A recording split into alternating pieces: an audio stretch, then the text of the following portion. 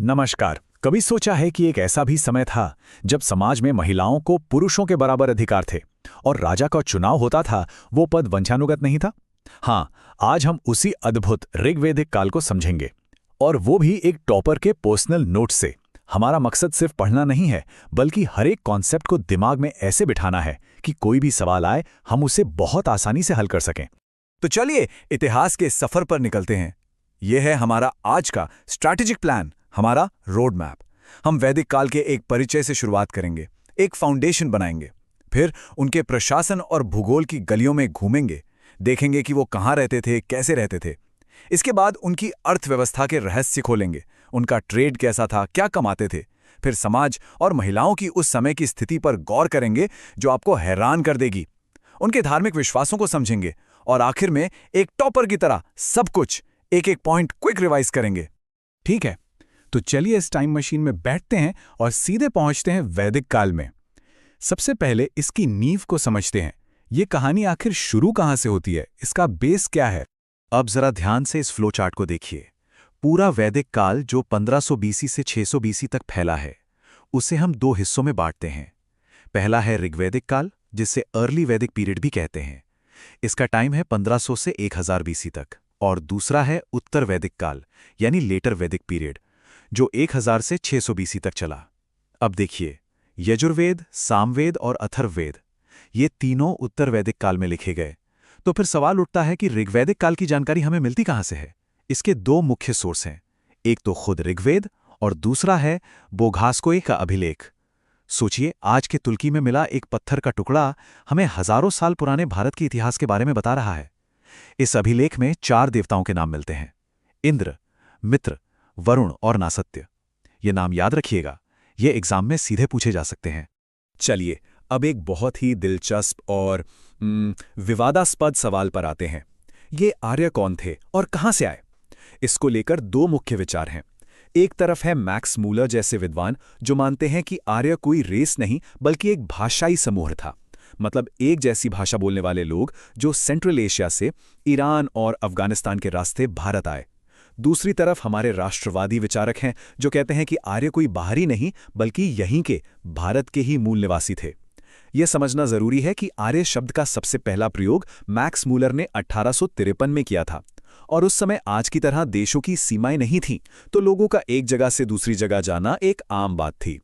लेकिन रुकिए, कहानी में एक नया मोड़ है, एक क्रूशियल अपडेट है। हाल ही में हरियाणा के राखीगढ़ी में एक लगभग 4000 साल पुराना कंकाल मिला। जब इसके डीएनए की जांच हुई तो एक चौंकाने वाली बात सामने आई। इसका डीएनए आज के भारतीयों और वैदिक लोगों के डीएनए से मेल खाता है। ये खोज ये पुरानी बाहर से आने वाली थ्योरी पर एक बड़ा सवालिया निशान लगाती है और इस पूरी बहस को एक नया एंगल देती है। किसी भी सभ्यता को समझने के लिए हमें पहले ये समझना होगा कि वे लोग कहाँ रहते थे, उनके आसपास का माहौल क्या था, क्योंकि भूगोल ही इतिहास को आकार देता है। तो चलिए देखते हैं ऋग्वैदिक लोगों का भूगोल और उनका प्रशासन कैसा था। इस टेबल को देखिए, ये वो नदियां हैं जिनके किनारे उनकी पूरी सभ्यता बसी। शतुद्री आज की सतलज है, परुषिणी आज की रावी नदी है, अस्किनी चिनाब है और वितस्ता झेलम है। इन सब में सबसे पवित्र नदी सरस्वती को माना गया है, जिसे नदीतमा यानी नदियों में श्रेष्ठ कहा गया। और सबसे ज्यादा बार जिक्र हुआ है सिंधु नदी का। अब यहाँ एक बहुत बहुत जरूरी पॉइंट है, इसे दिमाग में बिठा लीजिए। यहाँ अक्सर गलती होती है। गंगा और यमुना का उल्लेख ऋग्वेद में केवल एक बार, सिर्फ एक बार ही हुआ है। इससे क्या पता चलता है? इससे ये पता चलता है कि उनका शुरुआती जीवन पंजाब और उसके आसपास के सप्त सिंधु क्षेत्र पर सेंटर्ड था, ना कि गंगा के मैदानों पर। तो कल्पना कीजिए, हम उस समय में हैं, इन 7 नदियों के किनारे। समाज कैसा होगा, प्रशासन कैसे चलता होगा, राजा कौन होगा और वो राज कैसे करेगा? चलिए इन सवालों के जवाब ढूंढते हैं। उनके प्रशासन को इस पिरामिड से समझते हैं, बिल्कुल आसान भाषा में। देखिए, सबसे छोटी इकाई जैसे आज हमारा परिवार होता है, वो थी कुल, जिसका मुखिया कहलाता था कुलप। फिर कई परिवार मिलकर एक मोहल्ला या गांव बनाते हैं, उसे वो ग्राम कहते थे, और उसका मुखिया होता था ग्रामीणी। कई गांव मिलकर बनाते थे विश, जिसका मुखिया था विशपति।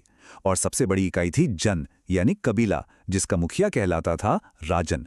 तो ये एक बॉटम अप स्ट्रक्चर था, कुल से शुरू होकर जन तक। अब कुछ और दिलचस्प बातें देखते हैं। राजन की मदद के लिए रत्नी होते थे, जो आज के मंत्रियों जैसे अधिकारी थे। और सबसे हैरान करने वाली बात, राजा का बेटा राजा नहीं बनता था, राजन का चुनाव होता था। सोचिए, ये उस समय के लिए कितना प्रोग्रेसिव और डेमोक्रेटिक विचार था।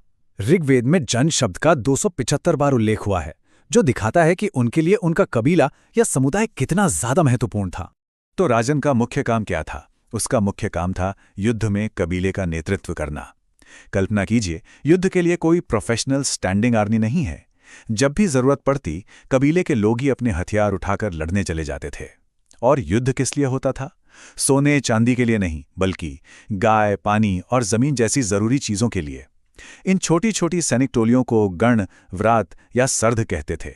और हाँ, एक प्रसिद्ध युद्ध, दशराग्य युद्ध का भी जिक्र मिलता है, जो राजा सुदास और 10 राजाओं के बीच परुष्णी यानी रावी नदी के किनारे हुआ था। राजन को सलाह देने और उसे निरंकुश होने से रोकने के लिए 3 संस्थाएं थीं। इसे आज की संसद की तरह समझिए। सभा राज्यसभा जैसी थी, जहां बड़े बुजुर्ग और अनुभवी लोग होते थे। समिति लोकसभा की तरह थी, जहां आम लोगों की भागीदारी होती थी। और वित्त एक तरह की स्पेशल पर्पस कमेटी थी।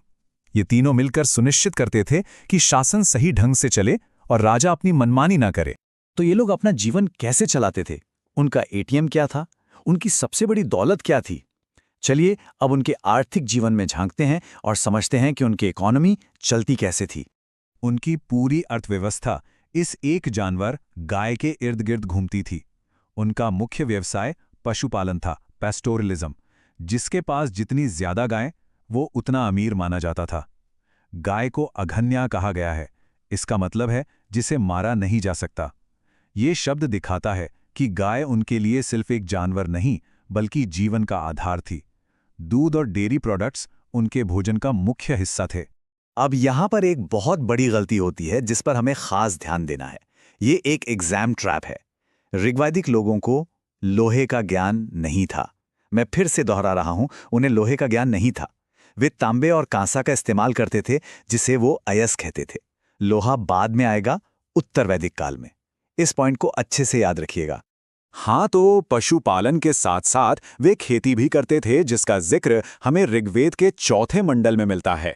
अच्छा सोचिए, उस समय सिक्के तो थे नहीं, तो व्यापार कैसे होता था? एक सामान के बदले दूसरा सामान, जिसे हम बार्टर सिस्टम कहते हैं। लेकिन कभी कभी बड़े लेन देन के लिए वे निष्क का भी इस्तेमाल करते थे, जो असल में सोने का एक हार होता था। इसे एक तरह से उस जमाने का हाई वैल्यू नोट समझ सकते हैं। अच्छा, अब बात करते हैं उनके खाने पीने की। वे खाते क्या थे? अनाज में यव यानी जौ और व्रीहि यानी चावल प्रमुख थे, और इनसे अपूप, करम्ब, ओदन जैसे अलग अलग पकवान बनते थे। अब एक मिथ को तोड़ते हैं। अक्सर लोगों को लगता है कि वैदिक लोग शुद्ध शाकाहारी थे, लेकिन ऐसा नहीं है। वे जौ और चावल जैसे अनाज तो खाते ही थे, लेकिन जरूरत पड़ने पर मांस का सेवन भी करते थे। अब हम उनके समाज को देखेंगे और आप जानकर हैरान रह जाएंगे कि उनका समाज कई मायनों में आज के समाज से भी ज्यादा प्रगतिशील था, खासकर जब बात महिलाओं की आती है। ये एक समतावादी समाज था, इगैलिटेरियन सोसाइटी। इसका मतलब है कि आपकी पहचान आपके काम से थी, आपके जन्म से नहीं। व्यवस्था कर्म आधारित थी। जैसे अगर एक ब्राह्मण का बेटा अच्छा योद्धा है तो वो क्षत्रिय बन सकता था, और अगर एक योद्धा का बेटा ज्ञानी है तो वो ब्राह्मण बन सकता था। व्यवस्था बहुत फ्लेक्सिबल थी। हाँ, ऋग्वेद के 10वें मंडल के पुरुष सूक्त में 4 वर्णों का जिक्र जरूर मिलता है, लेकिन यह समाज को बांटने के लिए नहीं, बल्कि कामों के विभाजन के तौर पर था। छुआछूत जैसी कोई बुराई नहीं थी। ये सच में महिलाओं का स्वर्णिम काल था। स्त्रियों को उपनयन संस्कार यानी शिक्षा ग्रहण करने का पूरा अधिकार था। वे यज्ञों में पुरुषों के साथ बराबरी से भाग लेती थीं। लोपामुद्रा, घोषा और अपाला जैसी महान विदुषी महिलाएं थीं। यहां तक कि विश्ववारा जैसी एक महिला ने तो वेदों के मंत्र तक लिखे। सोचिए, बाल विवाह, सती प्रथा, पर्दा प्रथा जैसी कोई कुप्रथा समाज में नहीं थी। ये स्थिति बाद के समय में कैसे बदल गई, ये इतिहास का एक दुखद अध्याय है। तो एक ऐसा समाज जो इतना प्रगतिशील था, वे लोग पूजा किसकी करते थे? उनके भगवान कौन थे? चलिए उनकी आस्था की दुनिया में चलते हैं और उनके धर्म को समझते हैं। वे प्रकृति की पूजा करते थे।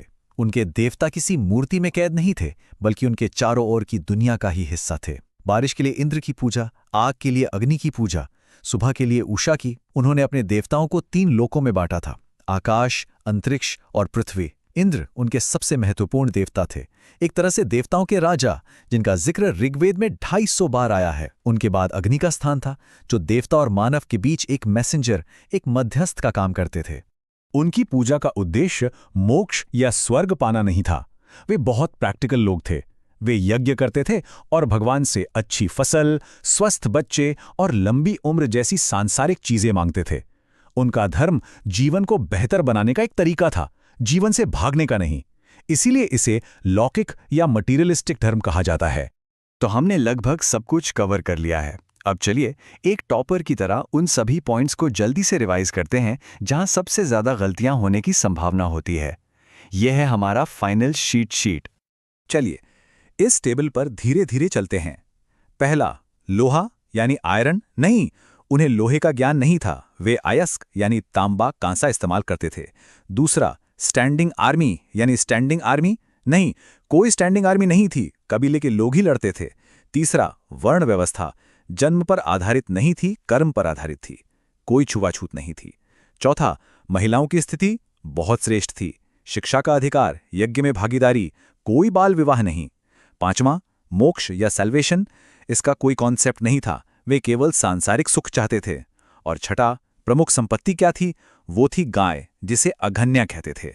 तो ये थी ऋग्वैदिक काल की कहानी, एक ऐसा समाज जो समतावादी था, जहां महिलाओं का सम्मान था और जहां प्रकृति की पूजा होती थी। लेकिन समय हमेशा एक जैसा नहीं रहता। सोचिए, आने वाले 500 सालों में यानी उत्तर वैदिक काल में ये सब कैसे बदल जाएगा? समाज में कौन सी नई बुराइयां आएंगी और लोहे की खोज इस पूरी कहानी को कैसे पलट कर रख देगी? ये सवाल हमें इतिहास के अगले और ज्यादा जटिल अध्याय की ओर ले जाता है।